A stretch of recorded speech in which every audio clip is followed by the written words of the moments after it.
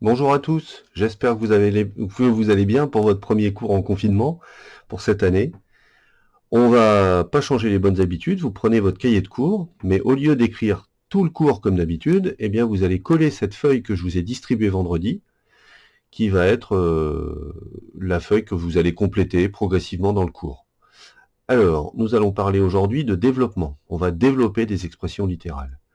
Nous, la semaine dernière, ce qu'on a fait, c'était de factoriser. Développer, c'est un peu le contraire. C'est l'opération contraire de la factorisation. Vous voyez, là, je fais apparaître ce qui manque sur votre feuille. Vous complétez en même temps que je parle, ou après, comme vous voulez. Donc, développer, c'est transformer un produit en une somme, alors que la factorisation, c'est transformer une somme en un produit. Donc, ce qu'on a fait la semaine dernière, c'est que je vous donnais par exemple 3x plus 21. Et il fallait remarquer que dans 3x et dans 21, il y a un facteur commun qui est 3. Et ce facteur commun, on l'utilisait pour factoriser l'expression. Donc en fait, la semaine dernière, on est passé de 3x plus 21 à 3 fois x plus 3 fois 7, et enfin à 3 fois x plus 7 pour obtenir une forme factorisée. Donc on est allé de la droite vers la gauche, si vous voulez. On a factorisé. Et bien maintenant, et à la limite c'est plus simple, parce qu'il n'y a pas à chercher le facteur commun, il est déjà écrit.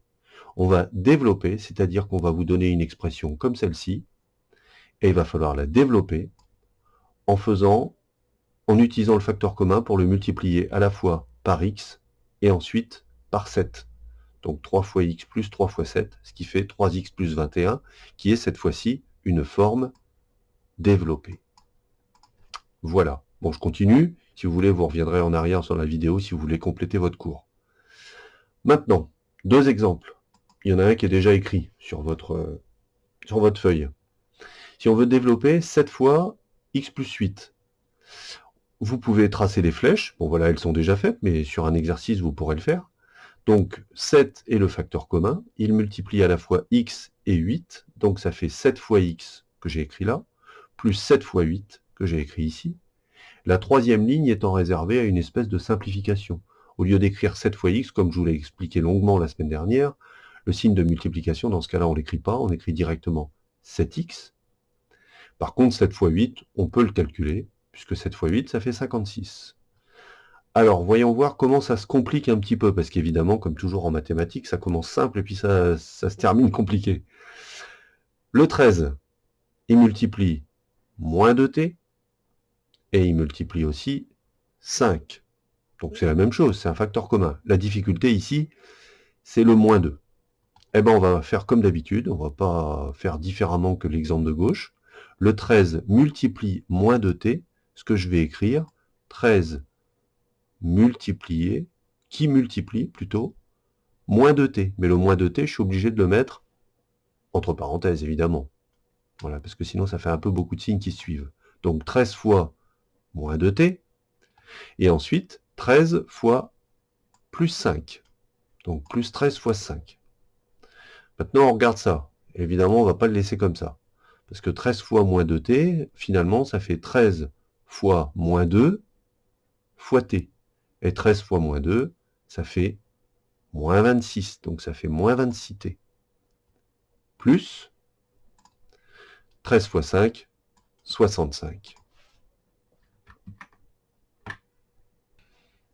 Alors maintenant, on va voir un petit exemple sur papier. Et disons que je vous demande de développer, je ne sais pas moi, moins 3 fois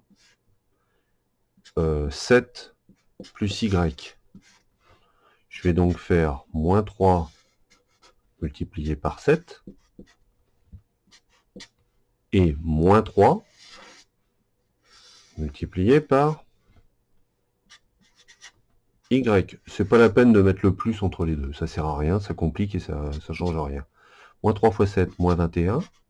Moins 3 fois y, moins 3y. Je vous en fais un petit dernier, après c'est à vous de jouer. Hein. Si je vous fais, je sais pas moi, x, parce que ça pourrait aussi, fois 3 plus 2y. X, c'est le facteur commun, bien que ce soit une lettre. Donc x fois 3 plus x fois 2y. Donc ça fait x fois 3, ça peut s'écrire plus simplement. Je vous ai dit, quand il y a un nombre qui multiplie une lettre, on écrit toujours le nombre devant, 3x. Et x fois 2y, bah c'est pareil, on va mettre le 2 devant, et puis après on l'écrit dans l'ordre alphabétique ou pas, xy ou yx, 2xy. Voilà, vous savez développer avec la première formule de développement. Il y en aura une deuxième, la distributivité double, mais bon, ça on verra un peu plus tard. Donc voilà, maintenant vous allez pouvoir faire les exercices que je vais vous indiquer dans Pronote. À bientôt!